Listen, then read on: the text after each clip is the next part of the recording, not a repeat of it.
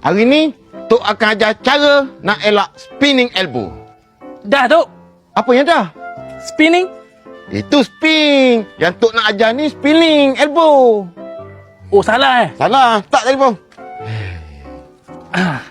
Okey. Cara pertama, nak elak spinning elbow. Masuk. Ready, Tok? Ready. Spinning elbow. Tak kena kan? Tak kena, Tok. Sekali lagi. Masuk, sekali lagi. Spinning elbow. Tak kena kan? Uyo, hebatlah Tok ni. Okey. Selesai cara pertama. Ini cara kedua. Cara kedua nak elak spinning elbow. Masuk. Ush. Wah. Uyo, hebatnya Tok. Ah.